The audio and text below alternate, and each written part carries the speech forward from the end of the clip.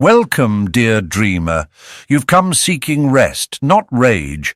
And yet tonight, as you drift beneath your blankets and into that quiet space between thought and sleep, we will wander through stories soaked in power, ambition, and consequence.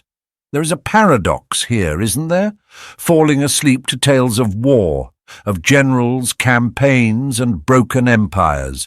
But rest assured, this is not a march through blood and battle cries. It is something gentler, something deeper.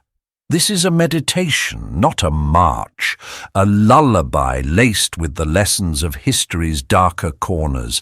War, after all, is not just the clash of swords or the thunder of tanks. It is also silence, the hush after the last order is given, the stillness of a map unfurled in candlelight, the weight of decisions that shaped centuries. War lives not only in chaos, but in consequence. And tonight we turn to those consequences and the men who wielded power like a blade. These were not heroes. They were architects of fear, commanders of devastation. And yet, even in their cruelty, there are truths to study, not to glorify, not to excuse, but to understand, because even the sharpest shadow reveals the shape of the fire that cast it. We will meet rulers who led with steel and silence, generals who wore crowns or uniforms like armor and whose legacies smolder through the pages of time. Each one left behind stories that echo, not because they deserve to be celebrated, but because they must be remembered. And as we journey through the dark, through deserts, palaces, frozen plains, and forgotten ruins, let the telling be soft. Let the past speak, not in shouts, but in whispers. You are safe here, traveller. You are only listening. Close your eyes, breathe gently. The wind carries voices from long ago, not to haunt you, but to remind you. Tonight, history walks slowly beside your dreams. Let us begin. Genghis Khan, the storm that shaped the world. Before he was Genghis Khan, the feared master of steppes and storms, he was simply Temujin, a boy born beneath the endless blue sky of the Mongolian plateau in the year 1162, into a world as raw and unforgiving as the winds that tore across its grasslands. Temujin's life began not with power, but with peril. His father, Yesugei, was a chieftain of the Borjigin clan, a man of moderate standing, known more for survival than sovereignty. When Temujin was just 9 years old, his father was poisoned by rivals, leaving the boy, his mother Huelun, and his siblings cast out, abandoned by their own kin. The tribe turned their backs. In the brutal code of the steppes, an orphaned family was a burden, and so they were left to fend for themselves, alone, cold, and hungry. Temujin's childhood was a season of sharp winds and sharper lessons. With no livestock, no allies, and no safety, he learned early that trust was a rare currency and betrayal a near certainty. Food was scavenged. Bonds were formed not with ease, but with blood and frost. He would never forget this, not the hunger, nor the humiliation, not the sting of being left behind. Even as a child, Temujin was calculating, not cruel yet, but aware. He watched how people moved, how loyalty bent under pressure, how fear worked its way into every decision. His brothers were both rivals and comrades. He even killed one in a dispute over food, a grim foreshadowing of how far he would go to maintain order. But amid this bleakness, a spark formed, the beginning of something vast. A mind that understood the mechanics of power before it could ride a horse properly. A will tempered in hardship, forged in abandonment. Temujin did not inherit a kingdom. He crawled out of exile and built one. By his early 20s, Temujin was no longer the hungry orphan scraping roots from frozen soil. He was a warrior, a husband, and a tactician who had begun to draw men to his side not just by strength, but by something rarer, vision. The Mongol tribes of the time were fractured, volatile, and fiercely independent. Clans betrayed one another as easily as breathing. Blood feuds lasted generations. Loyalty was personal, not political. To unite them was unthinkable. To command them, suicidal. Temujin did it anyway. He offered an alternative to chaos, a brutal, efficient alternative. Those who followed him were rewarded not for their birthright, but for their merit. A low-born herdsman could rise through the ranks if he proved capable. In a world where lineage had once ruled, Temujin offered promotion through excellence, and people noticed. But he also ruled with iron discipline. Rivals were given a choice, join or vanish. He used terror not as impulse but as strategy. Entire tribes that resisted him were annihilated. Others were absorbed, their leaders executed, their warriors given the opportunity to fight under his banner or die beside their former chiefs. He forged a code of law, the Yasa, emphasizing loyalty, theft prevention, and wartime conduct. It was brutal, yes, but also strangely stabilizing. For the first time, there was a sense of order in the land of endless motion. Temujin broke the traditional clan structures, reorganizing his army into units of 10, 100, and 1,000, mixing men from different tribes. No longer would identity come from bloodlines, but from obedience to a single leader, him. By 1206, his consolidation was complete. The Mongol tribes, once at each other's throats, now stood as one beneath his rule. At a great assembly by the Onon River, he was given a new name, Genghis Khan, meaning universal ruler. The boy left to die on the steppe had become the master of it. But the storm he had summoned was only beginning to gather. Once Genghis Khan had united the Mongol tribes, his eyes turned outward, not with greed but with certainty. He believed it was the will of the eternal blue sky that the world should be ordered under one law, one authority, one sweeping tide of obedience, and so the storm spread. The first winds of that storm fell upon the Khwarezmian Empire, a vast and wealthy region stretching across modern-day Iran, Turkmenistan, and Uzbekistan. Temujin had sent envoys to initiate trade. They were executed. For this insult, he unleashed a fury that would echo through history. Samarkand, the jeweled city of the Silk Road, was surrounded, starved, then taken. Its defenders slaughtered or enslaved. Bukhara too was seized. The Mongols rode into mosques on horseback, not out of sacrilege, but as a display. No god, no wall, no king could withstand them. And then there was Nishapur. After one of Genghis's favored grandsons was killed during the siege, the response was unforgiving. Tens of thousands, some say over 100,000, were put to the sword. The city's walls were razed. Its people disappeared beneath the dust of vengeance. This was not chaos. It was calculated. Genghis Khan understood fear better than most. His campaigns were not only military operations but psychological theater. He sent refugees ahead of his armies, carrying horror stories of what happened to cities that resisted. Many surrendered without a fight, paralyzed by dread. He used fire, noise, deception, lighting more campfires than there were soldiers to exaggerate his forces, staging retreats to bait enemies into ambushes, spreading rumors with precision. Every tactic had a purpose, every slaughter a message. The Mongol horde moved like a blade across Asia, through the Tanguts, the Jin dynasty, Central Asia, and into Eastern Europe. Their banners, black and wind-torn, became symbols not only of war but of inevitability. Resistance was not only fatal, it was foolish. But even amidst the blood, there was structure. Here lies the contradiction at the heart of Genghis Khan, a man who could annihilate a city by noon, then enforce peace by dusk. He was not a madman, he was a system builder. Under his rule, religious freedom was protected. Christians, Muslims, Buddhists, Taoists, all were allowed to worship openly.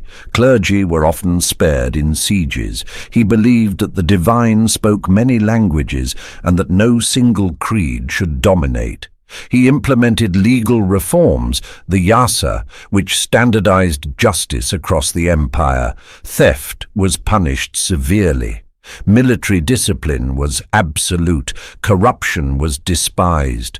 Trade routes once plagued by bandits became safe passageways. The Silk Road, under Mongol control, flourished.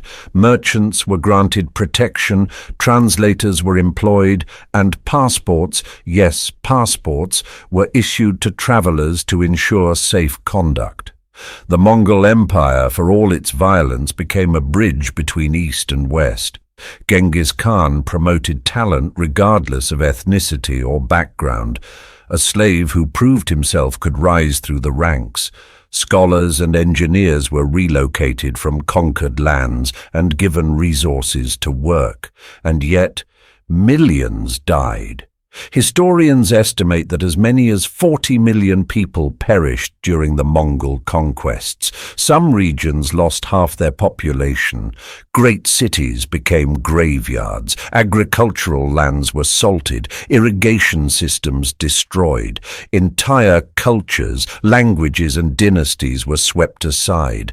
Genghis Khan was not the devil, nor was he a hero. He was a paradox, a lawgiver in a sea of fire, a protector of merchants and destroyer of cities, a unifier and an executioner. His empire would become the largest contiguous land empire in human history, stretching from the Pacific Ocean to the heart of Europe. But it was built on bones, and yet, in the centuries that followed, his descendants, some ruthless, some wise, carried forward the systems he forged. Postal networks, diplomatic immunity, trade zones, even paper currency circulation found roots in his rule. In destruction, he created. In conquest, he imposed order. And like the storm for which he is so often compared, he passed through history leaving silence in his wake, but not without purpose. Now, dear dreamer, let the noise of conquest begin to fade. Let the gallop of hooves slow to a gentle rhythm, not of war but of wind. Imagine the vast Mongolian steppe under a velvet sky. The moon hangs low, silvering the earth with its quiet blessing. Across the sand silent riders move, not in fury but in memory. Their banners no longer shout but drift like whispers in the night breeze. Somewhere a falcon circles above a forgotten fortress. The fires are long extinguished. The cries of battle have softened into echoes. You walk among the ruins of an empire built on discipline and dread, but there is no fear here now, only stillness. Feel the soft rustle of parchment as maps unfold in candlelight, borders inked by ambition, rivers traced by trembling hands. The empire stretches, then contracts, a living shadow cast across time. Even the fiercest storms settle, and so too did Genghis Khan. Not in peace, perhaps, but in permanence.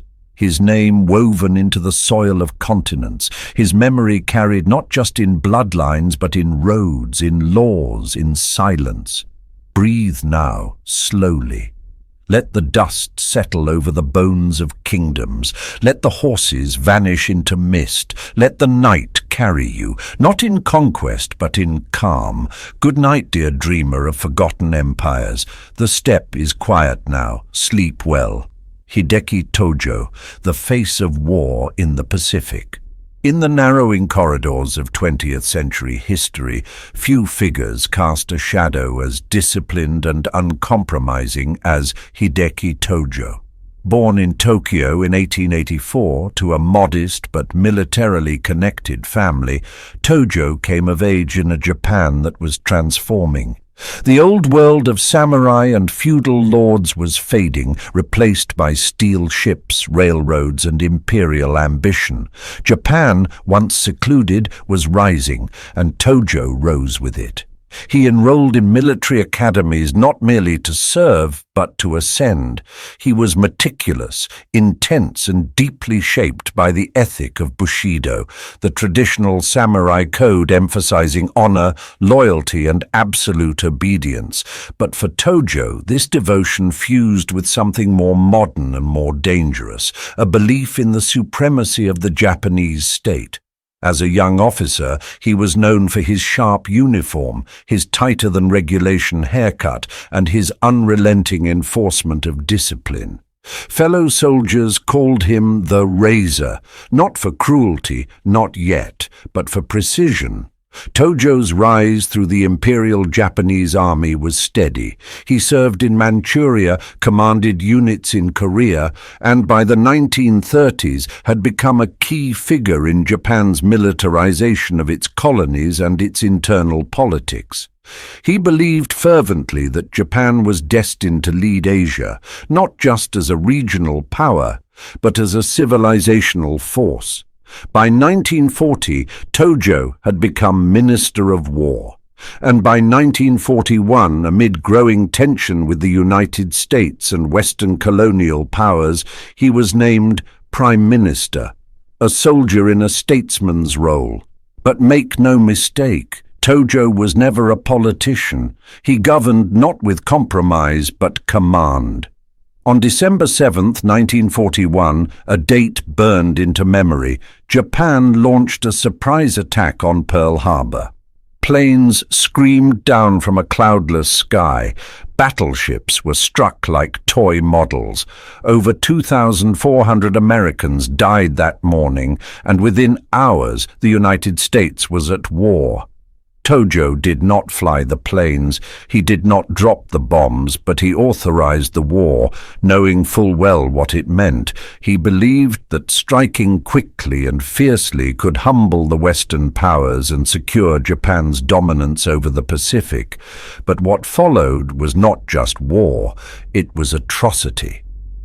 As Prime Minister and de facto commander of military operations, Tojo presided over a campaign that spanned from Burma to the Solomon Islands, from the Philippines to the gates of India. Under his watch, Japanese forces committed some of the worst war crimes in modern history. In Nanking, China, Japanese troops raped, looted, and slaughtered with such brutality that the rivers ran red. Over 6 weeks, as many as 300,000 civilians and prisoners of war were killed. Tojo did not plan the massacre in detail, but he built the machinery that made it possible. He empowered commanders who saw mercy as weakness and conquest as purification.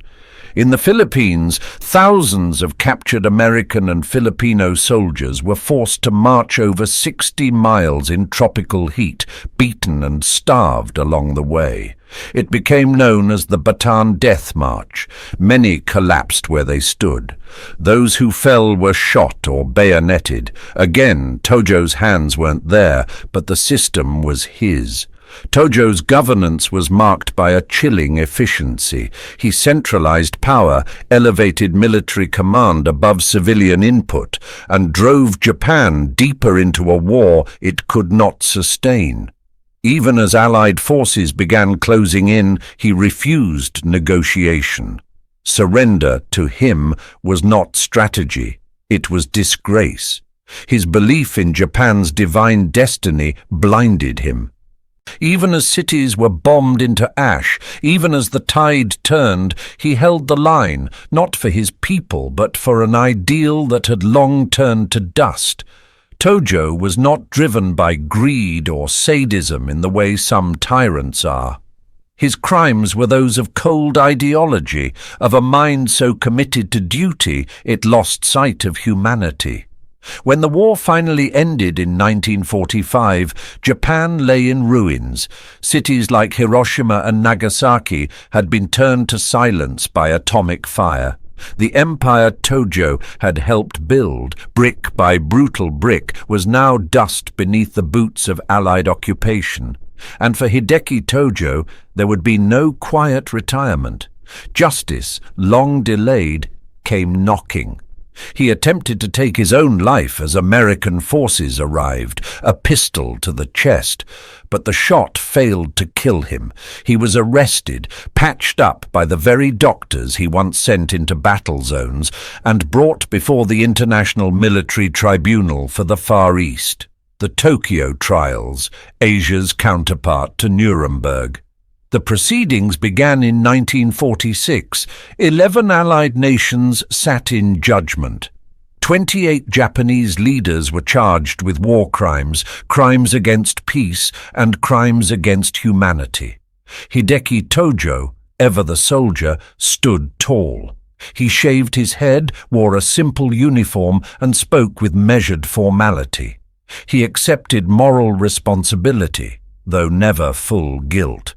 The evidence was overwhelming. Documents, orders, testimonies, all painted a picture of a regime that had treated conquest as cleansing and human life as dispensable. For 2 years, the trial dragged on. Observers noted Tojo's composure. Some said he was cold. Others called it discipline. But behind his wire-rimmed glasses there was little doubt. This was a man who had believed utterly in what he did. In 1948, the verdict came. Guilty. Hideki Tojo was sentenced to death by hanging, along with 6 other senior leaders. On December 23rd of that year, at Sugamo prison in Tokyo, he walked to the gallows. His last words were reported to be a declaration of loyalty to the emperor and a call for the peace of all nations. He was 57 years old. His body was cremated, his ashes scattered at sea, to prevent any shrine, any monument, any echo of honor. The razor had been dulled, the soldier was no more, but the lessons he left behind, the dangers of blind nationalism, of duty divorced from conscience, remain etched in the history he helped carve in steel. And now, let the distant drums fall silent. Imagine a quiet Pacific island, its palm trees swaying in the salt-laced breeze. The warships are gone, the radio's silent. Only the waves remain, lapping against the shore like slow, steady breathing. Somewhere inland, an old command hall stands empty. The chairs are undisturbed. A map curls at its corners. Once voices shouted here, orders given, destinies sealed. Now only echoes. The corridors are hushed. Paper turns to dust. Footsteps fade.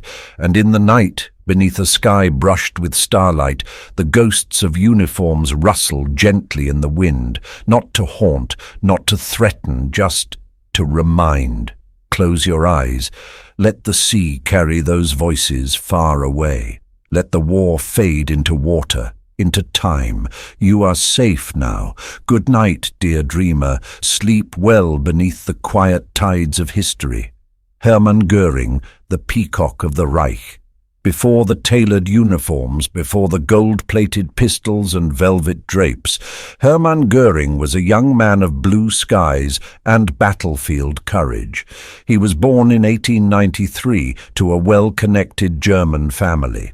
As a child, he was sent to boarding schools and raised among diplomats, soldiers, and distant estates. But it was in the cockpit during the First World War that Göring carved out his legend, a fighter ace. Daring, skilled, and proud, he flew with Manfred von Richthofen, the infamous Red Baron, and eventually inherited command of the famed Flying Circus Squadron after Richthofen's death. For his aerial victories, Göring was decorated with the Pour le Mérite, the Blue Max, one of Germany's highest military honors. At war's end, he was a national hero, but peace did not suit him. Like many veterans of the Great War, Göring returned to a Germany that was fractured, humiliated, and economically broken. He drifted from military aviation to commercial flying, then to paramilitary groups. He was charming and theatrical, prone to grand gestures, flamboyant tastes, and an unwavering belief that Germany had been betrayed rather than defeated. And in the early 1920s, he found a voice that matched his outrage: Adolf Hitler. Göring joined the Nazi Party and rose quickly. He participated in the failed beer hall putsch in 1923, where he was shot in the leg, a wound that would never fully heal. In the hospital, they gave him morphine for the pain, and from that moment on, he would carry two addictions, one to power and one to opiates. As the Nazi movement grew, so did Göring's role. He became a founding member of the Gestapo, a key architect of Hitler's rise, and one of the regime's most visible and resplendent faces. He was not the brooding ideologue like Himmler, nor the cold tactician like Speer. Göring was something else entirely, a man who draped tyranny in silk and arrogance, who walked through horror with a jeweled baton in hand. In 1935, Hermann Göring was named Commander-in-Chief of the Luftwaffe, Nazi Germany's air force. Under his leadership, it became a symbol of modern war, fast, mechanized, and terrifying. And in 1940, during the Blitz, that terror came to Britain. Night after night, German bombers darkened the skies over London, Coventry, and other cities. Sirens wailed, families huddled underground, firestorms consumed entire blocks. Göring promised Hitler that the British would break under pressure, that air superiority would bring the island to its knees.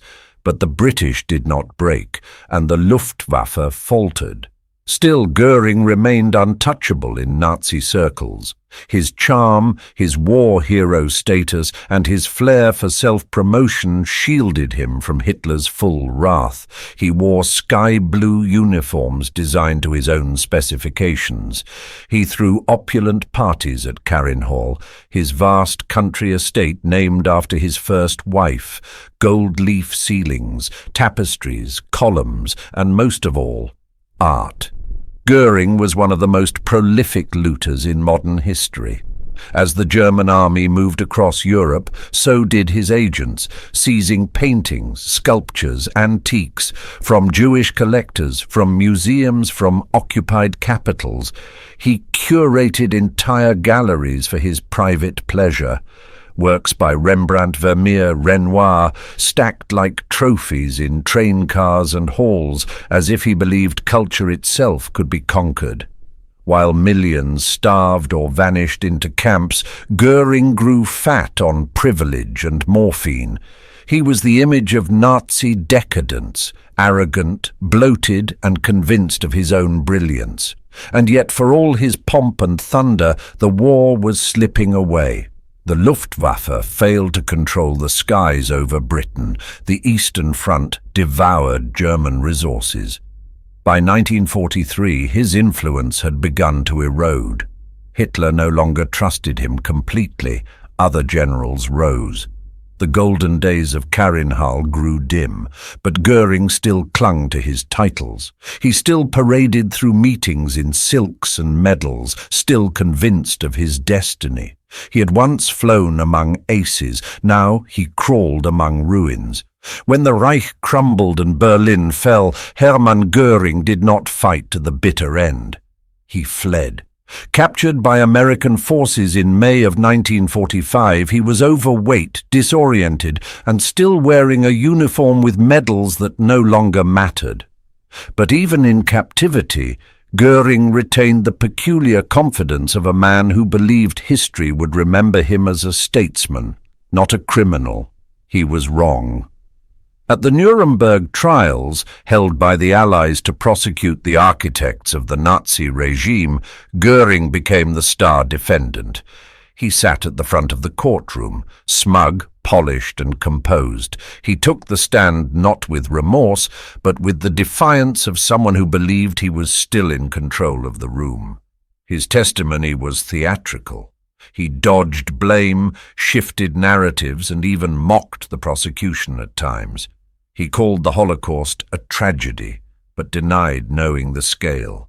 He described Nazi policies as necessary. He spoke of duty, of honor, of misunderstood greatness, but the evidence was clear.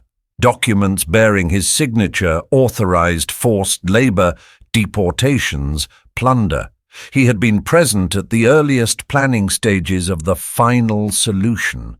His Luftwaffe had bombed civilians. His art thefts filled volumes. The court saw not a fallen hero, but a vain and unrepentant man whose charm had long since rotted into delusion.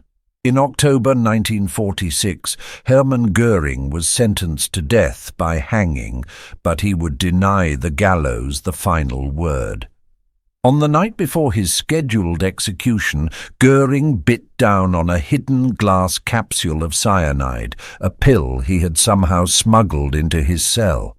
Some say it was given to him by a sympathetic guard.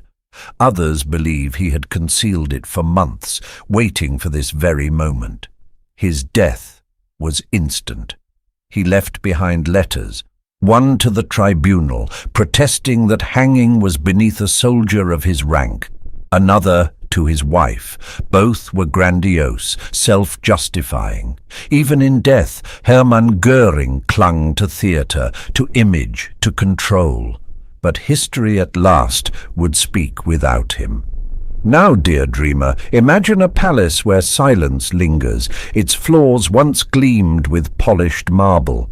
Chandeliers once shimmered over banquet tables, walls once echoed with commands, clipped, precise, unquestioned, but now it is cold, the halls are empty, the mirrors no longer reflect confidence, only dust, curtains hang heavy, unmoved by breeze or breath. A velvet chair remains beneath a faded painting, looted, unloved, footsteps no longer echo here, only time does in its soft, patient way. Somewhere beyond, snow falls gently over ruined stone. The uniforms have been folded away, the medals boxed and forgotten, and high above the sky is quiet. Let your breath slow. Let the silence of that marble palace drift across your thoughts like a final curtain lowered on a once booming stage. No more orders, no more applause, just sleep. Good night, traveler of tangled legacies. May your dreams be gentler than the histories we remember. Saddam Hussein, the dictator in a general's uniform. The story of Saddam Hussein begins not in opulence but in silence and suspicion. Born in 1937 in a small village near Tikrit, Iraq, Saddam entered the world under a shadow, fatherless, poor, and raised by a brutal stepfather. His early years were marked by violence and detachment. He would later say that survival had been his first education. As a teenager, Saddam found purpose in politics. He joined the Arab nationalist Ba'ath Party, a rising force that dreamed of uniting the Arab world under a single, secular, socialist banner. But for Saddam, ideology was always a vehicle, not a compass. What he truly believed in was power. In 1959, still in his early 20s, he participated in an assassination attempt against Iraq's prime minister. The plot failed. Saddam fled the country, but he didn't disappear. He watched, he waited. By the late 1960s, the Ba'ath Party had seized power in Iraq. Saddam returned and climbed the ranks with cold calculation. He became the party's enforcer, silencing dissent, reorganizing the secret police, and mastering the mechanics of fear. In 1979, he made his final move. President Ahmed Hassan al-Bakr, an aging Ba'athist, resigned under pressure. Within days, Saddam convened a public meeting of party leaders. On live television, he read a list of supposed traitors. Some wept. Some were dragged out mid-sentence. Most were executed. Saddam watched, pen in hand, as the purge unfolded, calm, composed, terrifying. He was now president of Iraq, commander-in-chief, and the undisputed ruler of a nation he would shape in his own image. Saddam never wore a general's stars by military training, but his uniform was always pressed, his gaze always sharp. He was a civilian in title, a soldier in posture, and a tyrant in practice. Saddam Hussein ruled not just through fear, but through conflict. In 1980, he launched a surprise invasion of Iran, seeking to exploit the chaos following the Iranian Revolution. What was intended to be a quick war of dominance turned into an 8-year bloodbath. The Iran-Iraq War became one of the longest and most brutal conventional wars of the 20th century. Trench warfare, child soldiers, chemical attacks. The borderlands became graveyards. Saddam's forces used mustard gas and nerve agents, not only on Iranian troops, but later, in 1988, on his own people. In the town of Halabja in northern Iraq, Saddam ordered a chemical attack on Kurdish civilians. The reason? Retaliation for Kurdish collaboration with Iranian forces. As many as 5,000 people, men, women, children, died in minutes. Their homes became tombs, their breath stolen by clouds of poison. It was a message, not just a massacre. No one was beyond the reach of Baghdad. But Saddam's ambitions didn't stop at Iran's borders. In 1990, he invaded Kuwait, a small but oil-rich neighbor. He claimed it was historically part of Iraq. Others believed he simply needed a distraction from domestic crisis and debt. The world, however, responded swiftly.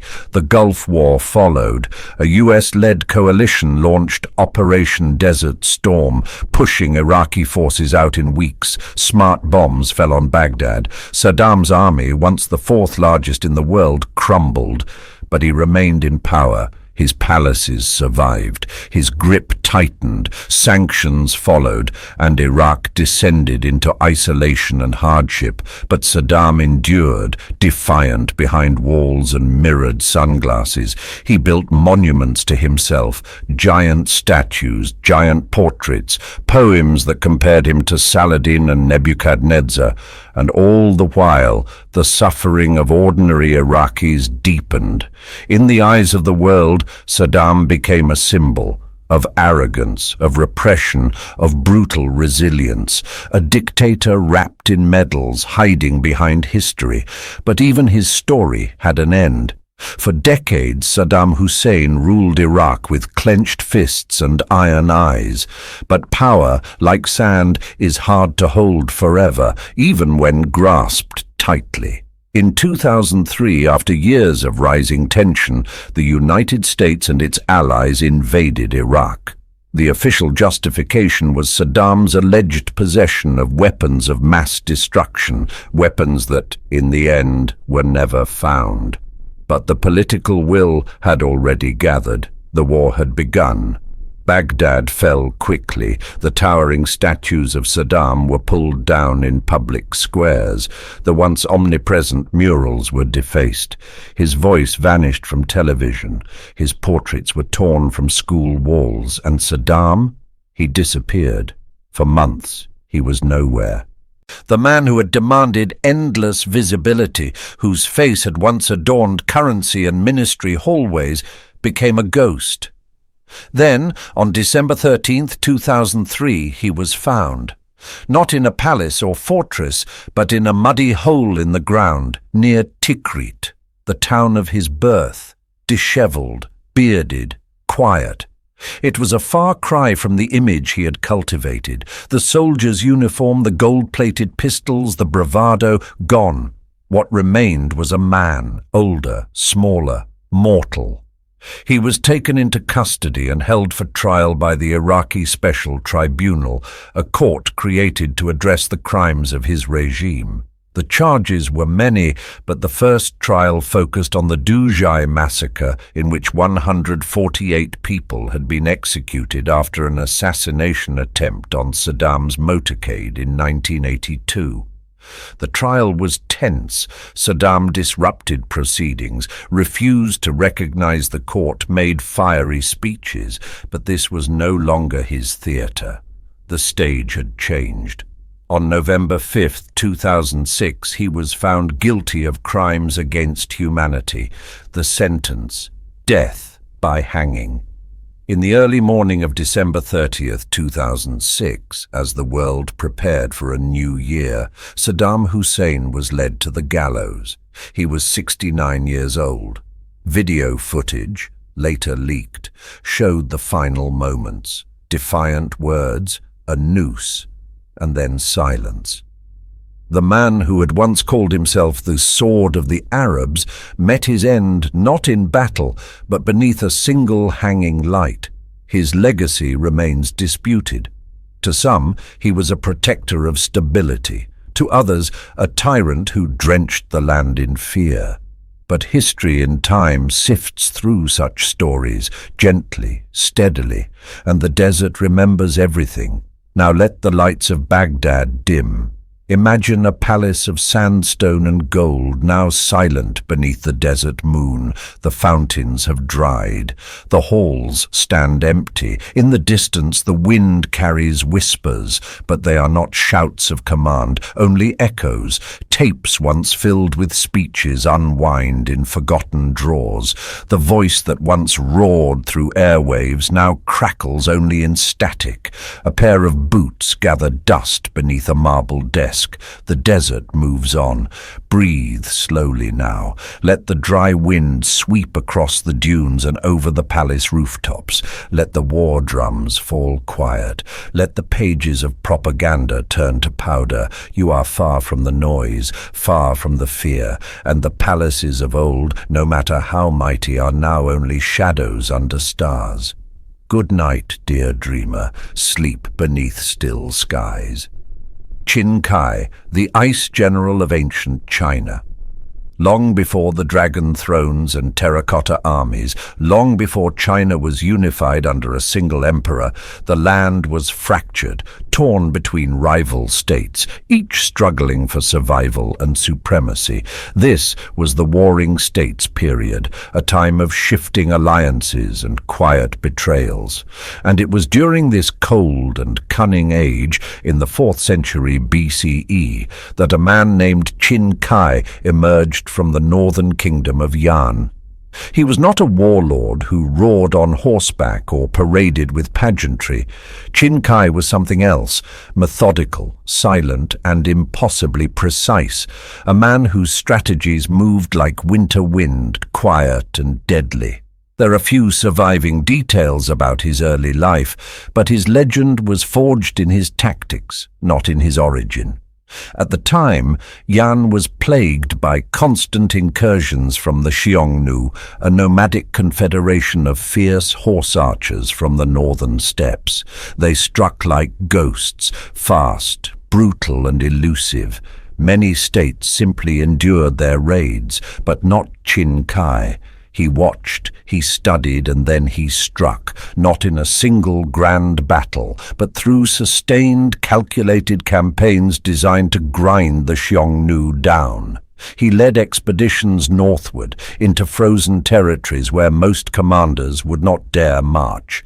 He built outposts, sent scouts deep into enemy land, and created networks of communication far beyond what most thought possible. His movements were slow, deliberate, and deadly, and eventually the tide began to turn. The Xiongnu, once the tormentors of Yan, found themselves pushed back, not with brute strength, but with sheer tactical patience. Qin Kai didn't just defeat his enemies, he outlasted them. He was not the kind of general sung about in poetry. He didn't seek glory, he sought control, and when he achieved it, he made sure it was absolute. Victory in Qin Kai's mind was not just the conquest of land, it was the eradication of instability. And so, once the Xiongnu tribes had been weakened, he did not offer mercy. He used deception, invitations to negotiate, promises of safety, as bait. When entire groups of Xiongnu leaders gathered under these pretexts, he unleashed slaughter. It wasn't just revenge, it was policy. These executions weren't carried out in rage, but with an ice-cold rationale. Eliminate the root of future rebellion, silence dissent before it could breathe, and leave a memory so sharp that none would dare retaliate. Qin Kai believed in deterrence, not as a theory, but as architecture. To secure the kingdom's northern border, he commissioned the construction of fortified walls, an unprecedented effort at the time. These early barriers were made of rammed earth and wood, stretching across narrow passes and windswept ridges. Though primitive compared to what would come centuries later, they served their purpose: to divide, to delay, to defend. These structures were among the earliest precursors to the Great Wall of China, long before Qin Shi Huang would unify the wall systems into a singular emblem of empire. Qin Kai's walls were not symbols, they were shields, and behind those shields the kingdom of Yan grew quieter, colder, safer, but also more isolated. Qin Kai's legacy is not often told in modern tales. He left behind no poetry, no memoirs, no golden statues. But in the writings of ancient strategists and court records, he appears like a ghost on the margins, respected, feared, and never quite trusted, a general who wielded silence like a blade, and whose victories were measured not by songs sung, but by the absence of screams. To most in the West, the name Qin Kai carries little weight. He is not etched into textbooks alongside Alexander or Caesar. His deeds are not studied in war colleges or echoed in global documentaries. He left behind no sprawling empire, no dynasty bearing his name.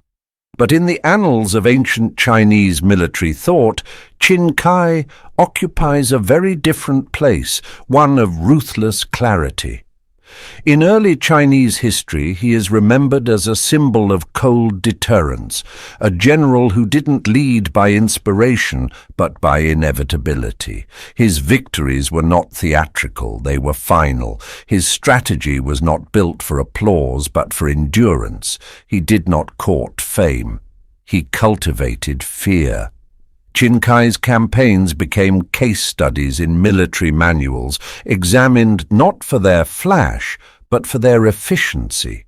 He had shown that nomadic threats could be neutralized not just through strength, but through infrastructure, deception, and psychological dominance. Later dynasties, especially during the formation of the Great Wall, would echo his thinking, building barriers, enforcing separation, and punishing resistance swiftly and without hesitation.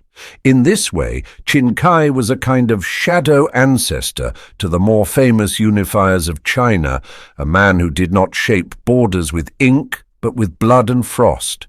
His legacy is not warm. It does not invite affection, but it endures in quiet reverence and subtle fear, because it worked. In a time of shifting powers and endless war, Qin Kai proved that silence could conquer more thoroughly than noise. Now, let the banners fall. Picture a military camp nestled among frost-covered plains, where the wind carries no songs, only the soft crackle of ice beneath sleeping tents. The spears stand in rows, their tips glazed in white. Soldiers do not speak. Even in victory, silence is the order of the night. Far from firelight, a figure walks alone, cloaked in fur, face unreadable. He studies the stars, not for wonder, but for calculation. The frost settles gently over armor and brush. Horses do not neigh. The night is still. Somewhere in the hills, a captured trumpet lies untouched, and above it all the walls stand, crude, cold, enduring. Let the quiet find you now. Let the chill not frighten, but soothe. There is no battle here, only the stillness that follows strategy fulfilled. Good night, dear listener. Let the frost soften your breath and the silence fold gently over your dreams. Antiochus IV Epiphanes, tyrant in a crown. In the long shadow of Alexander the Great, pieces of empire scattered across the ancient world like shards of broken marble. One of those pieces became the Seleucid Empire, a Hellenistic state stretching from Syria to parts of Persia, ruled by Greek-speaking kings over an ethnically diverse population, and among those kings stood Antiochus IV, born into royalty, raised in exile, and eventually crowned not just as a ruler, but as a god. He lived in the 2nd century BCE, during an age when ambition often masked itself as divine right.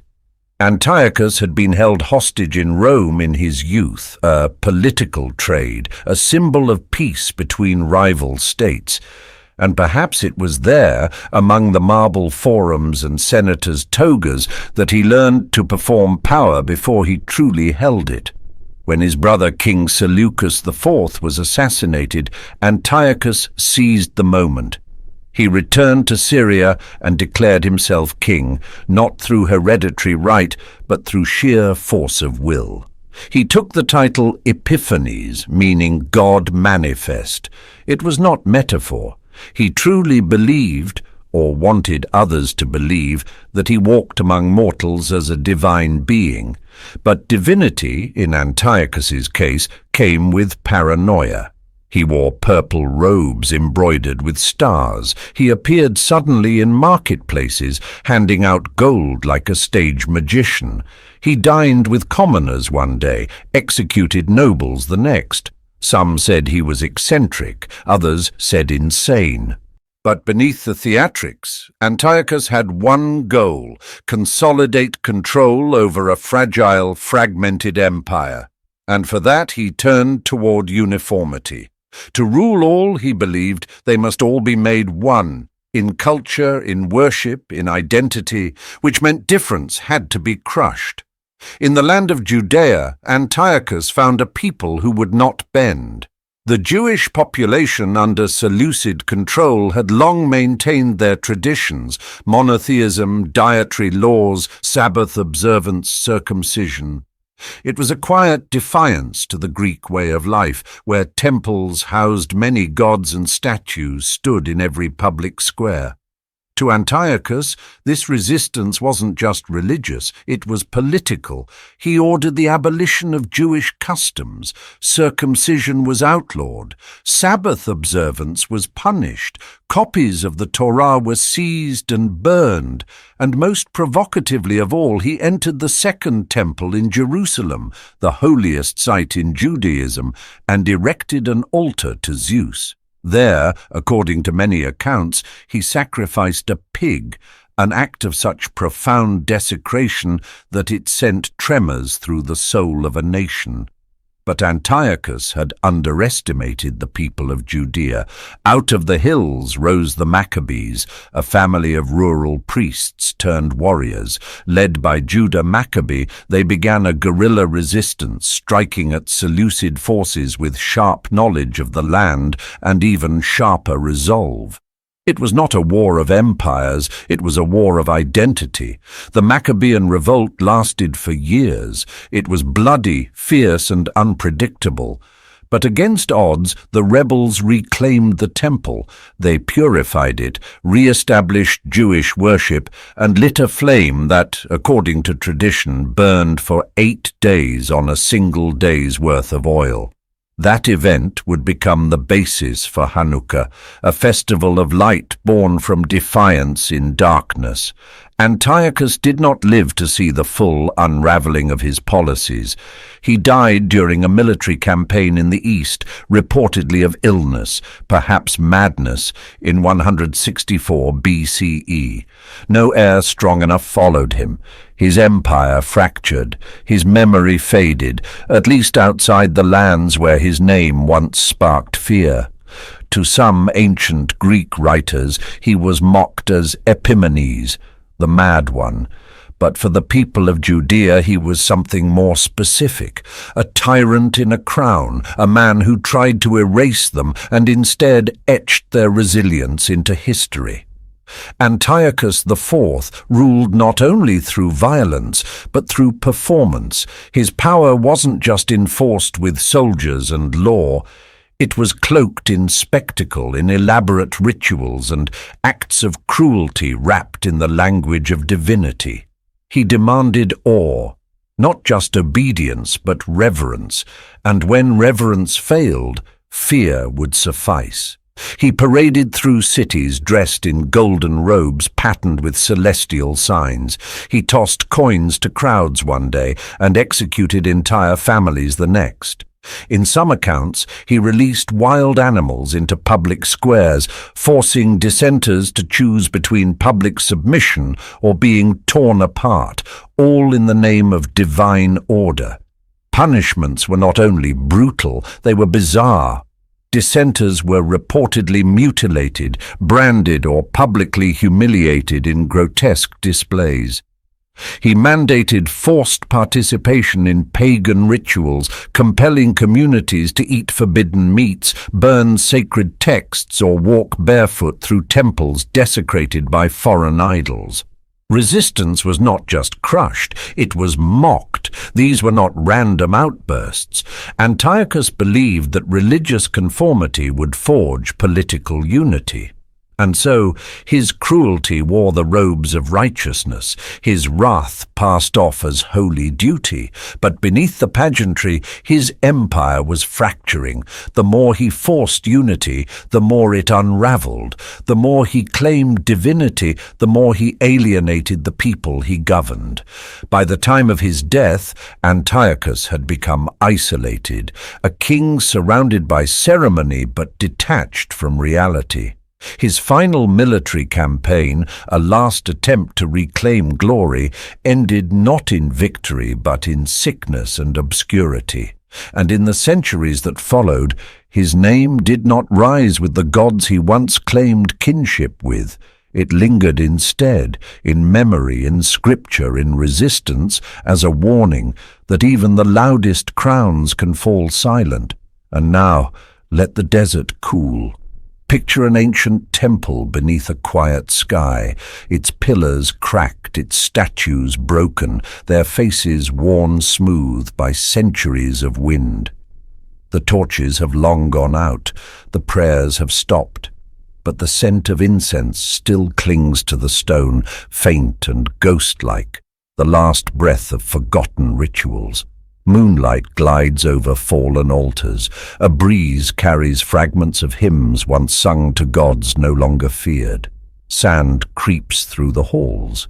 You walk slowly between towering columns.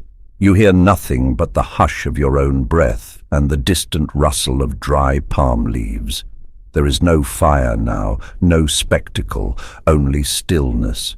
The tyrant is gone, and all that remains is stone, starlight, and silence. Let that silence cradle you now. Let the incense fade into your dreams. Good night, dear listener. Rest where empires end. Alaric the Visigoth, the general who took Rome. In the twilight of the Roman Empire, when its borders frayed like old cloth and its emperors flickered like dying candles, there rose a man from beyond the frontier, not entirely Roman, not entirely foreign. His name was Alaric. He was born around 370 CE near the delta of the Danube River, among the Visigoths, a Germanic people living at the edge of the known world. They were seen by Rome as outsiders, sometimes allies, sometimes threats, always lesser. And yet Alaric was shaped not on windswept plains, but within the very system that would one day fear him. As a youth, he trained under Roman generals. He marched in Roman armies, learned their formations, their command structures, their codes of discipline. He witnessed the empire's grandeur and its hypocrisies. Rome took Gothic sons into its service, but rarely gave them true honor. They were used, then discarded, given promises, then fed to politics, and Alaric remembered. By the 390s, he had risen through the ranks of the Gothic forces allied with Rome, but again and again he saw his people betrayed, denied land, denied payment, denied dignity. He came to believe that Rome would never treat the Goths as equals, only as tools, pawns.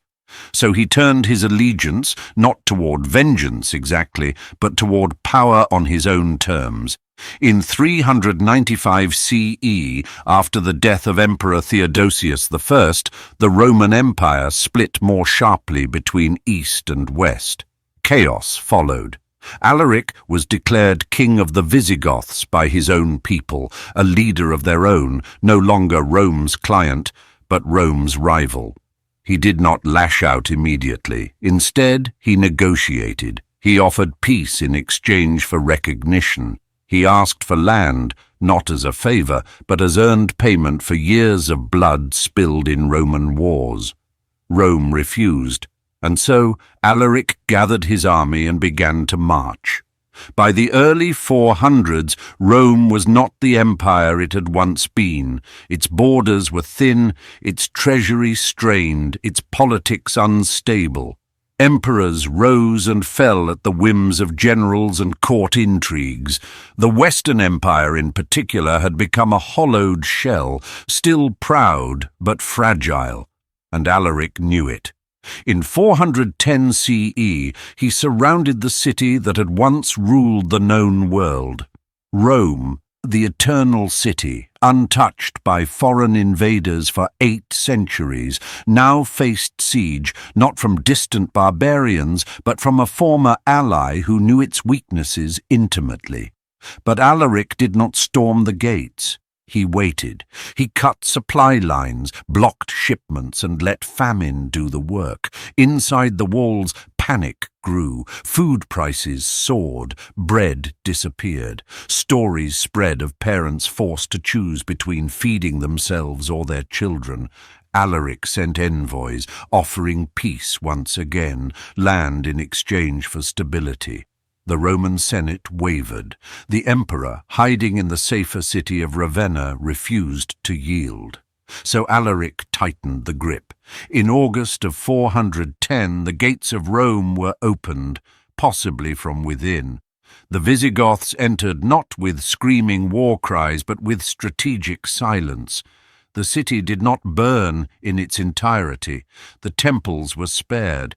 The great churches, especially those honoring Christian saints, were mostly left untouched, but the symbolism was unmistakable. Rome, proud, eternal, invincible, had been sacked, not by fire, not by glory, but by neglect, starvation, and an army that had once worn its uniform. Alaric looted what he could: gold, silver, treasures from centuries of conquest. But he did not linger. He stayed only 3 days, enough to make a point that would ripple through history. He left the city shaken, not just physically, but spiritually. For many, the sack of Rome marked the true beginning of the end of the Western Roman Empire, a moment when myth gave way to mortality. And Alaric, he marched south seeking ships to sail to Africa. But fate had other plans. Later that year he fell ill and died. According to legend, his men diverted a river, buried him beneath its bed, and then allowed the waters to flow again. To protect the secret, the workers who dug the grave were killed. A tale of final silence for a man who had once made the world listen. The sack of Rome in 410 CE was not a wild, indiscriminate rampage. It was something colder, controlled, intentional, symbolic. Alaric was not trying to annihilate the eternal city.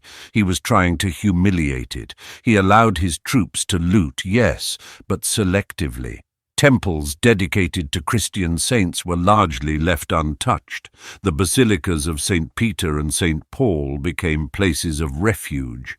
Pagan shrines were defiled, statues shattered, ancient icons toppled, but fire did not consume the city. The slaughter was limited.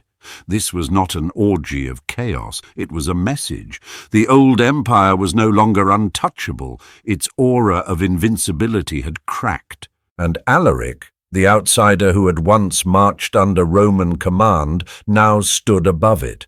Proof that the line between civilization and collapse could be crossed not by monsters, but by men with maps and memory.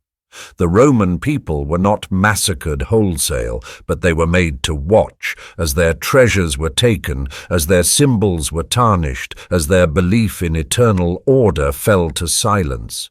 Alaric didn't just break into Rome, he proved it could be broken. And that realization, more than any sword, was what truly scarred the empire. The sack of 410 would be remembered not for its bloodshed, but for what it revealed.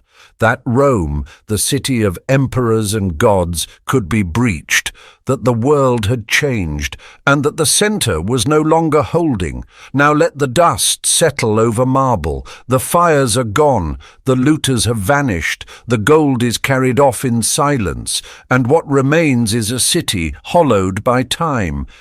Imagine a cracked statue of Jupiter, half buried in rubble. An olive branch, broken and trampled, rests near a fallen column. The wind moves through empty archways, carrying no voices, only the soft sigh of forgotten glory. Footsteps echo along ancient stone, quiet, deliberate, not of soldiers now, but of memory.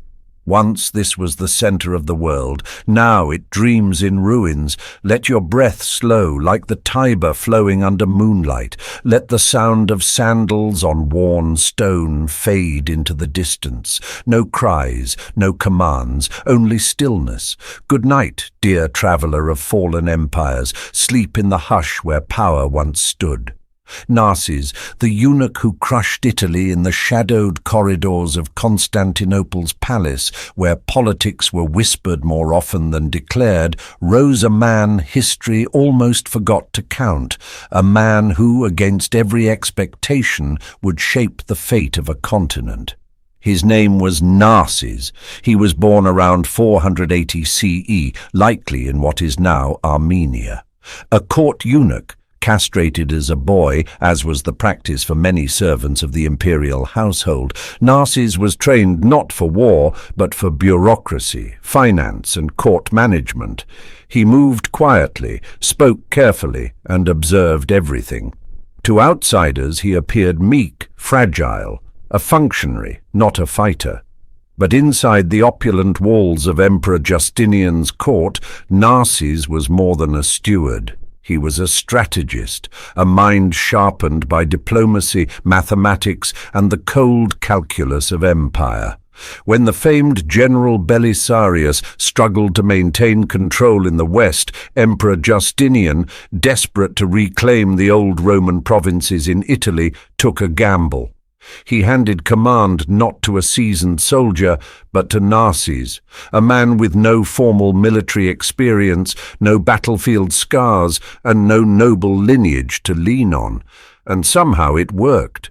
Narses read battlefields like he once read treasury ledgers, analytically, dispassionately, and with terrifying precision. He listened to scouts the way he once listened to senators. And unlike many commanders, he had no need for glory, only results. When he arrived in Italy to lead the Byzantine reconquest, it was not with brute force, but with calculated brilliance, and soon the Ostrogoths would feel it.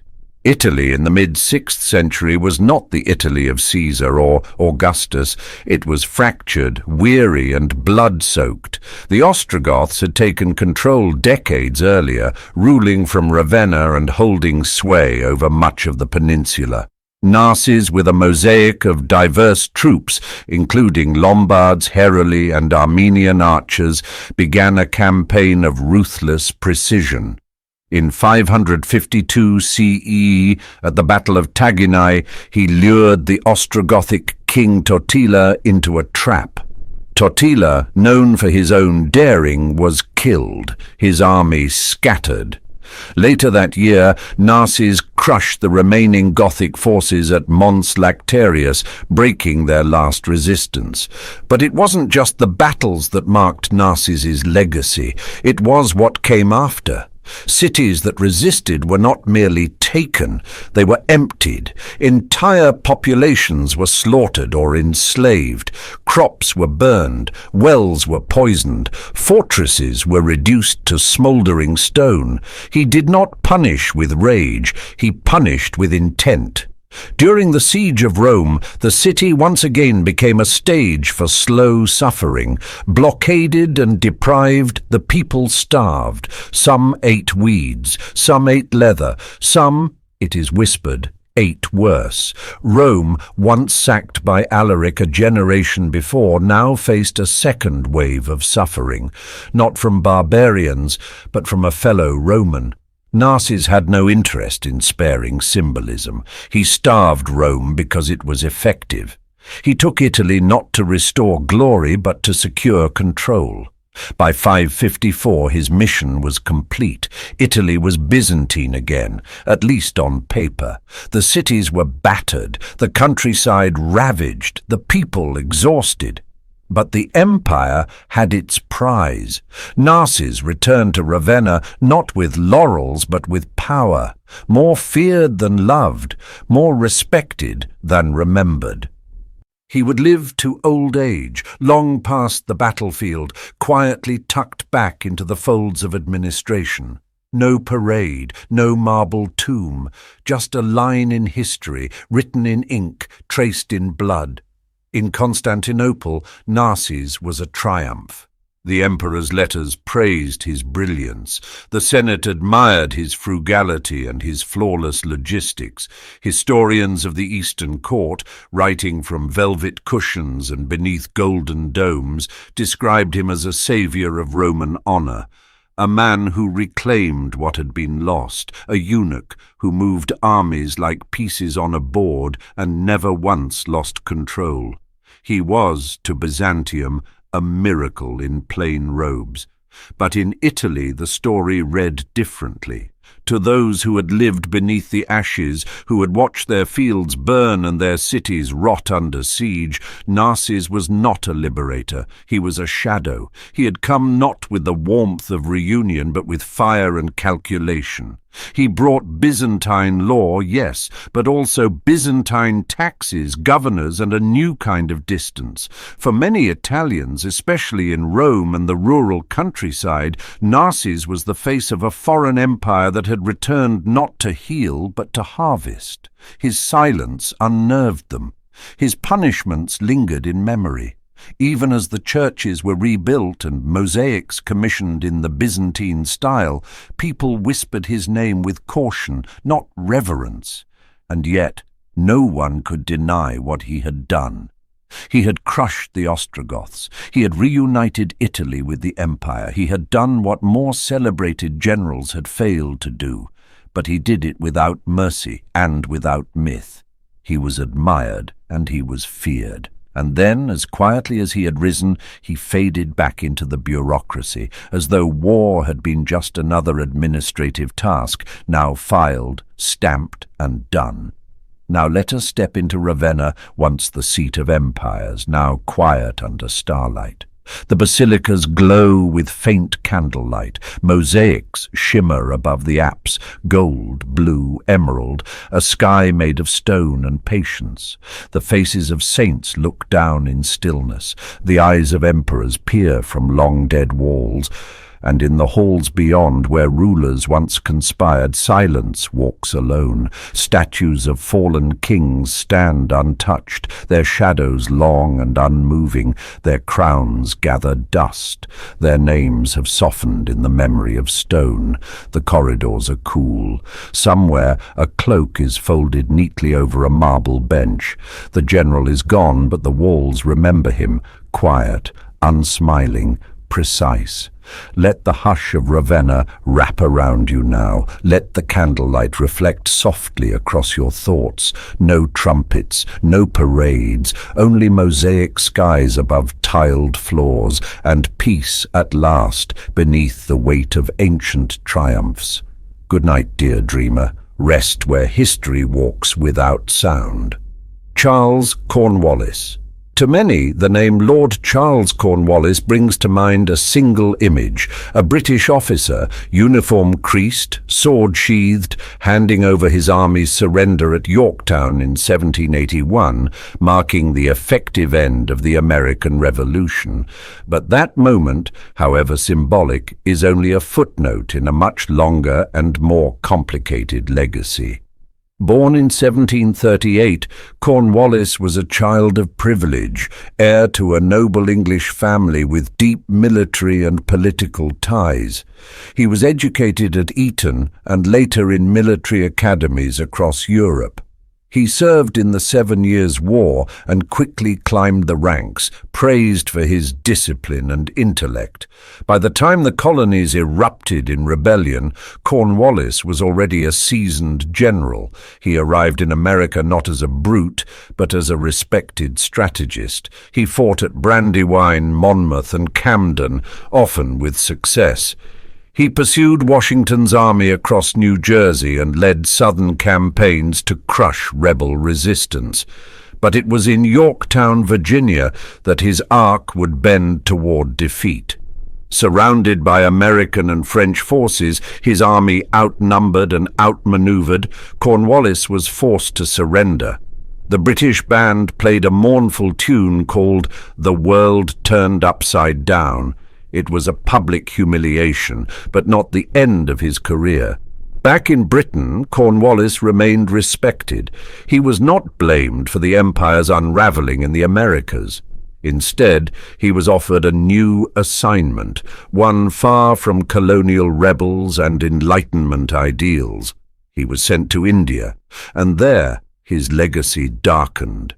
In the late 18th century, India was not a single nation but a patchwork of kingdoms, territories and rival empires, many of them already entangled in British interests through the East India Company. Cornwallis arrived in 1786 as Governor-General of Bengal and soon after took military command in a campaign against Tipu Sultan of Mysore, a powerful and independent Muslim ruler who resisted British expansion. Cornwallis approached the Indian theatre with the same military rigor he had shown in America, but here the methods were more ruthless and the cost far greater. During the Third Anglo-Mysore War, Cornwallis executed what modern historians would call scorched earth tactics.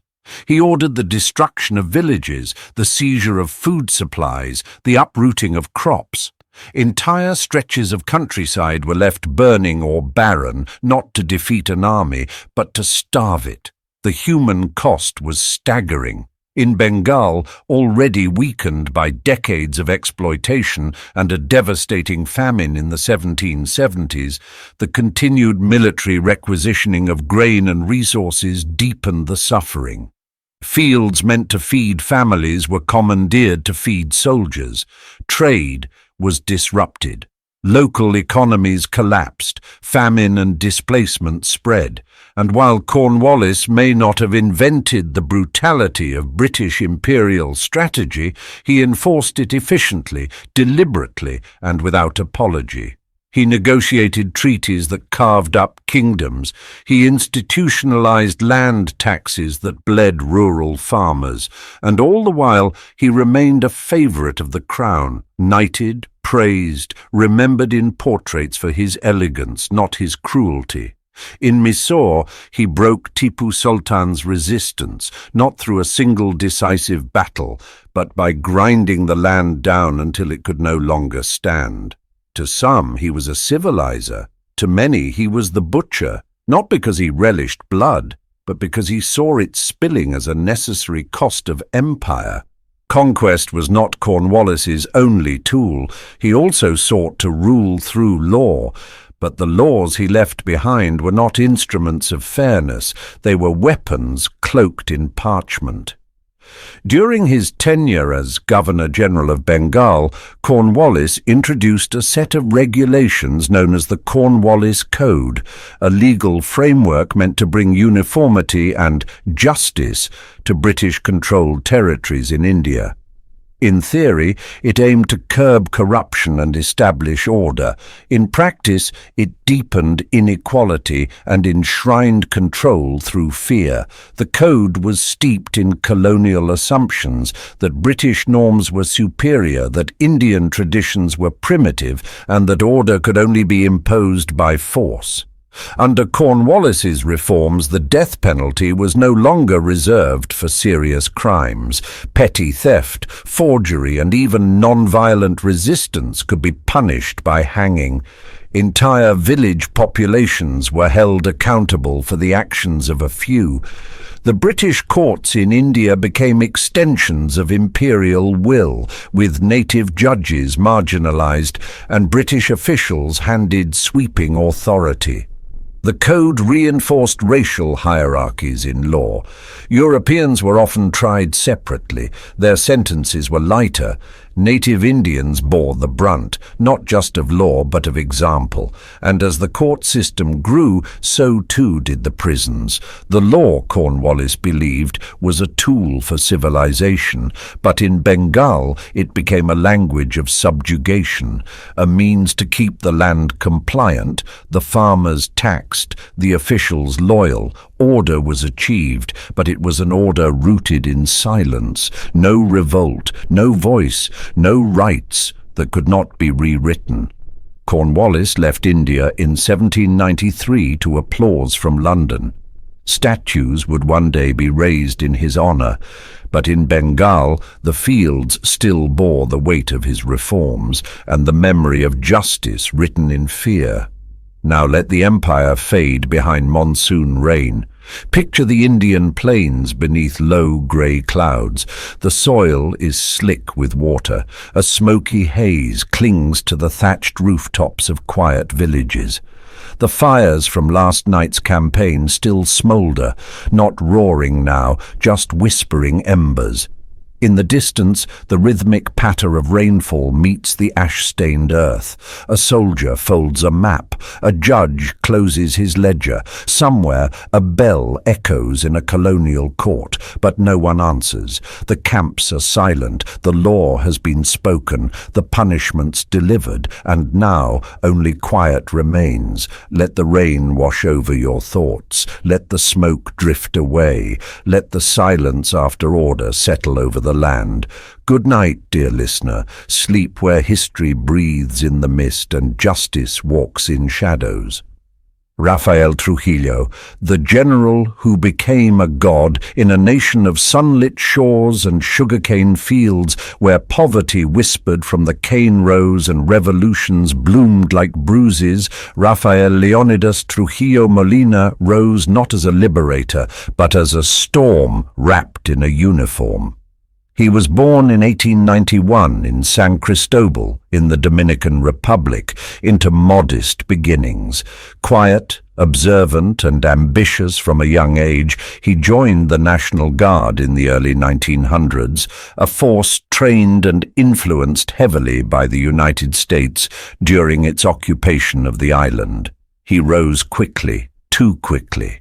By 1930, Trujillo had gone from sergeant to head of the army, and then, with military backing and electoral manipulation, to president of the Dominican Republic.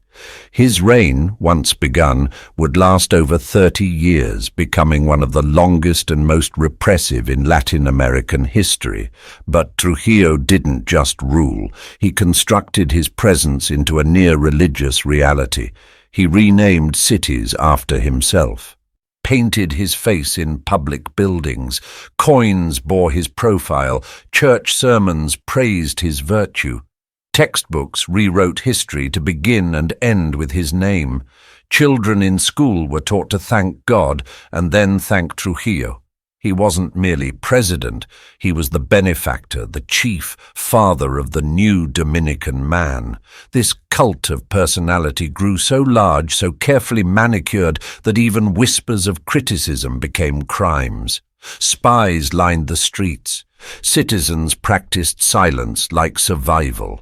Trujillo wore tailored uniforms, displayed medals he had awarded to himself, and gave speeches in perfect cadence, part general, part emperor, part ghost. He claimed order, he delivered fear, and beneath the propaganda and monuments, he was always calculating. In 1937, he made a decision, quiet, brutal, and unforgettable. The border between the Dominican Republic and Haiti is porous, a stretch of land where two nations, two languages, and two histories meet uncomfortably. For decades, racial tensions simmered there. Trujillo, who cultivated a vision of Dominican identity as whiter, more Hispanic, and more civilized, saw Haiti as a stain on his national canvas. In October 1937, under the guise of border security, he gave a whispered order. Dominican soldiers were sent to the frontier with one strange instruction: ask anyone they suspected of being Haitian to pronounce the word perejil, Spanish for parsley. The word, harmless to most, caught on Haitian tongues like stone. Their accent, rooted in Creole and French, made the R hard to roll. Those who failed the test were dragged away, and then they were killed. Some estimates place the number at 20,000 dead in just a few days. Men, women, children, shot, hacked with machetes, thrown into rivers. The world would come to know it as the Parsley Massacre, a surreal horror named after a spice. Trujillo never publicly apologized. He paid reparations to the Haitian government, but domestically he was praised by some as a defender of national purity. He did not need to justify the act. He had already shaped reality around himself. To question him was to question the state. To speak of the massacre was to risk becoming another whisper erased. It was not just an act of racial violence.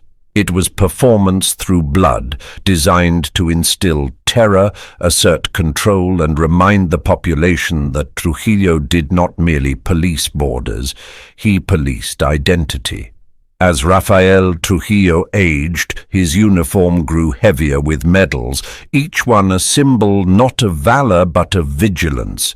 His was not a regime of trust but of constant surveillance. He created one of the most ruthlessly efficient secret police forces in the Western Hemisphere, the SIM, or Servicio de Inteligencia Militar. Their presence was everywhere, in cafes, in schools, in markets. Neighbors informed on neighbors. Even whispers could be fatal. Phone lines were tapped, mail was read, typewriters had to be registered. Criticism wasn't just censored, it was hunted. To speak against Trujillo was to vanish into a cell, or into the sea, or into memory. Over the years, he orchestrated or authorized the assassination of hundreds, both inside and outside the country. Exiled dissidents were gunned down in New York and Mexico. Journalists, priests, and former allies alike fell to staged accidents or quiet disappearances. His paranoia extended to his own cabinet, his own family. Loyalty was demanded not just in deed, but in gesture, in tone, in silence. The Dominican Republic became an island of shadows, and yet Trujillo maintained order, the kind of brittle calm that only exists when fear is thick in the air. Roads were built. Crime was low, but the cost was unbearable. He decided who lived and who died. He decided what could be remembered and what must be forgotten. By the late 1950s, international pressure mounted. The massacre of Haitians, the killings of dissidents abroad, and his growing list of human rights abuses began to isolate him. Yet even then, he believed himself untouchable. Until in 1961, a group of Dominican conspirators, many of them once loyal to him, ambushed his car on a moonless road and opened fire. The benefactor was dead, but the shadow he cast would linger for decades. Now let the jungle breathe.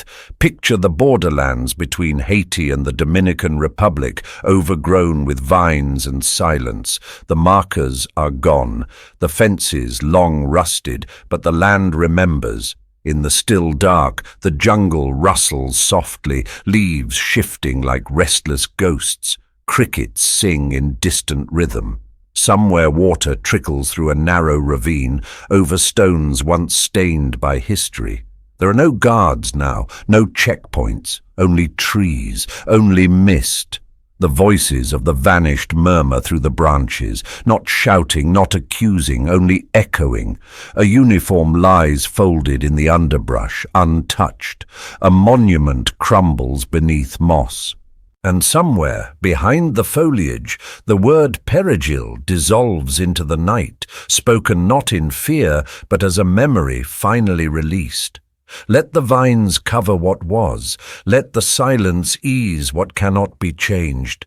Good night, dear listener. Sleep where borders blur and power passes into dust. Ante Pavelić, the butcher of the Balkans. The Balkans in the 20th century were a crucible of nationalism, old empires and deep wounds reopened by war. In this fractured landscape, Ante Pavelić emerged, not as a general in the conventional sense, but as a dictator with a general's will for violence. He was a lawyer by training, a politician by ambition, and a fanatic by conviction. In the early 1930s, he founded the Ustasi, a Croatian ultranationalist and fascist movement defined by its militant Catholicism, racism, and deep hatred for Serbs, Jews, and Roma. Its goals were not merely political, they were purificational. The Ustase envisioned a greater Croatia, cleansed of unwanted identities. When the Nazis invaded Yugoslavia in 1941 and carved it apart, Pavelić was installed as the head of the puppet independent state of Croatia, NDH. Backed by Hitler and Mussolini, he had near absolute power, and he wielded it with surgical cruelty. While other fascist leaders enacted terror through bureaucracy or military decree, Pavelić often approved atrocities personally. He was not detached, he was not reluctant. Eyewitnesses and survivors would later describe him as deeply involved, issuing orders with a calmness that made the results even more terrifying. He fused religious imagery with political violence, attending church services while signing off on extermination campaigns. The Ustasi, under his command, did not seek control. They sought eradication. The name Jasenovac still hangs over history like smoke. It was the largest of the Ustasa-run concentration camps, a sprawling complex along the Sava River, often referred to as the Auschwitz of the Balkans, though its horrors were uniquely intimate. Unlike the cold efficiency of German extermination camps, Jasenovac's cruelty was visceral. Victims were often tortured, mutilated, and executed by hand, using knives, blunt instruments, or axes. Ustasi guards, many barely more than boys, were rewarded for inventing new ways to kill. Some even competed for how many throats could be cut in a single night. Hundreds of thousands of Serbs, Jews, Roma, and political dissidents were murdered here, many without being formally registered. Women and children were not spared. Pavelić himself visited the camp, not to condemn it but to observe.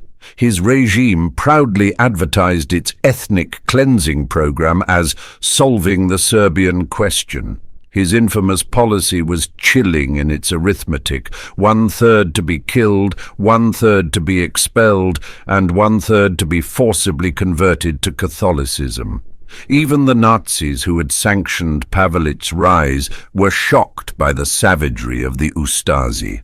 German officers reported on the sadism with disbelief, describing it as barbarism that exceeded anything the SS had done, and still it continued. The world looked away. The war raged elsewhere, and in the woods of Croatia the screams of a people went unheard beneath the roar of empire. As World War II ended and the Axis powers collapsed, the regime of the independent state of Croatia crumbled swiftly. Pavelić, once the self-proclaimed savior of the Croatian people, disguised himself and vanished into the fog of retreating armies and chaotic borders. He was never captured. With help from a clandestine network sometimes referred to as the Rat Lines, routes allegedly supported by sympathetic clergy and elements within the Vatican, Pavelić made his way through Austria and Italy, eventually finding sanctuary in Argentina. It was a familiar refuge for many fascist fugitives, a land that offered distance, silence, and the illusion of forgotten sins. There, under the alias Ramon Perez, he lived quietly. No uniform, no banners, no marches, just a man in a tailored suit walking under unfamiliar trees among people who did not know, or pretended not to know, what he had done. But ghosts do not obey borders. In 1957, a Montenegrin survivor of the Ustase regime, reportedly backed by Yugoslav intelligence, tracked Pavelić down. He was shot twice while exiting a church in Buenos Aires, one bullet piercing his back, another lodging near his spine. He survived, but he never truly recovered. He fled once more, this time to Spain, where he died 2 years later from complications related to the shooting. He was never tried, never sentenced, never forced to stand before the voices of the dead. His legacy became a fractured thing, preserved in silence, remembered in scars. And though he disappeared from the world stage, the memory of his crimes lingered, not as propaganda, but as pain passed through generations. Now, dear listener, let the Balkans grow quiet again. Picture a river, slow and dark, threading through what remains of stone walls and rusted gates. The sun has set, but the waters shimmer, as if reflecting memories rather than moonlight. A breeze stirs the reeds, gentle but firm, as if trying to erase what happened here. But the wind does not erase, it only carries. You hear it, not as a scream, not as a cry, but as a whisper caught in the branches, names unspoken, histories unclaimed. The ruins do not tell stories, they withhold them. Across the river, a gate creaks open, then stills. Somewhere beyond, a figure walks, slowly, without uniform, without audience. The past follows like a shadow. And you, still and safe, watch the water carry the silence forward. Let it flow. Let the wind deny what must never be denied. Let your eyes close on a world that remembers, even when it tries to forget. Good night, dear dreamer. The river runs on. Idi Amin, the smiling cannibal. He was once known for his strength in the ring. Idi Amin Dada, born sometime around 1925 in British-controlled Uganda, began his rise not with politics but with his fists, first as a boxer, then as a soldier in the King's African Rifles, a colonial regiment of the British Army. He served in Kenya and Somalia, earning a reputation for bravery in combat and a dangerous unpredictability in command. He was tall, imposing, charismatic, and by the late 1960s he had risen to become deputy commander of the Ugandan army under Prime Minister Milton Obote. But loyalty was never Amin's language, only power. In 1971, while Obote was abroad on diplomatic business, Amin launched a military coup. It was swift, bloodless at first. Many Ugandans, weary of corruption and tribal politics, welcomed him. He addressed the nation with a broad smile and a soldier's confidence. He promised stability. He spoke of discipline, unity, and African pride, but beneath the medals and handshakes a shadow was spreading. Within weeks, opposition figures began to disappear, and within months, Uganda was being ruled not by policy, but by terror. The numbers alone cannot hold the weight of what followed. Under Amin's rule, it is estimated that over 300,000 Ugandans were killed, murdered in purges, tribal revenge campaigns and silent executions. Corpses floated in the Nile, mass graves opened in the bush. Soldiers acted without orders or worse, with unspoken approval. He targeted political opponents, intellectuals, journalists, and often entire ethnic groups. The Langi and Acholi tribes, seen as loyal to Obote, were decimated, but the horror did not stop at Uganda's borders. In 1972, Amin ordered the expulsion of roughly 80,000 Asians, many of whom had lived in Uganda for generations. Businesses were seized, families were given 90 days to leave. The economy, which they had largely built, collapsed overnight. He justified it as decolonization. Others saw it as scapegoating, as theft, as racial vengeance. Amin's personal behavior grew more erratic. He appeared in military regalia bedecked with fake honors and medals of his own invention. He gave himself grandiose titles: Conqueror of the British Empire, President for Life, King of Scotland. And the rumors spread.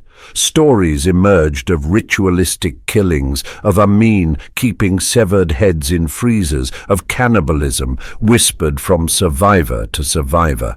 Some were impossible to verify. Others, told by defectors and former aides, were too consistent to dismiss. Foreign dignitaries, unaware or unwilling to confront the truth, continued to shake his hand. But the Ugandan people knew. They had seen the bodies. They had felt the silence descend. Behind every one of Amin's grinning photographs was a trail of blood, bone, and vanishing voices. By the mid-1970s, Idi Amin no longer governed. He performed. His speeches became surreal, full of invented enemies, boastful claims, and spontaneous decrees. He sent telegrams to Queen Elizabeth II offering to marry her. He appointed himself King of Scotland and Conqueror of the British Empire. He staged military parades that looked more like theatre than readiness. Foreign press began to refer to him not as a leader, but as a caricature of tyranny. Yet behind the absurdity, the killing continued. His delusions insulated him from reality, and those around him learned quickly: never correct the king. Ministers who displeased him vanished. Bodyguards were rotated frequently, not to protect him, but to prevent anyone from getting too close. Amin's madness wasn't hidden in shadows. It wore medals. It smiled for cameras. He believed his rule would last forever. But like all cults of personality, it collapsed under its own weight. In 1979, after a failed invasion of Tanzania, Ugandan exiles and Tanzanian forces entered Kampala. Amin fled, first to Libya, then to Saudi Arabia, where he was granted exile. There he lived for over 2 decades, quiet, obscure, never punished. He died in 2003, buried not far from the Red Sea, far from the riverbanks where his victims once floated. There was no trial. There were no last words, only silence. Now, dreamer, let the blood drain from the pages of history, and let the waters rise to cover them. Imagine Lake Victoria, vast and glass-like beneath a moonlit sky. The surface ripples gently, touched only by the wind, not the cries it once echoed. Along the distant shore stands a palace, lights extinguished, corridors empty.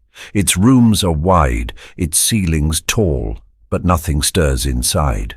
No footsteps, no voices, only shadows stretched thin across cracked tile. A curtain flutters in the breeze. Beyond it, the garden has grown wild, vines curling over crumbling statues, weeds overtaking once manicured paths. The throne sits untouched, coated in a fine layer of dust and forgetting, and in the stillness there is no more laughter, no uniforms, no medals, no titles, only water, deep and ancient, lapping gently at the land, as if washing away a name. Let your breath match the rhythm of the lake.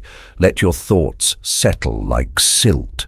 The cruelty has ended. The mad parade is over. Sleep now, safely distant. The storm has passed. Slobodan Milošević, the general who lied to a nation.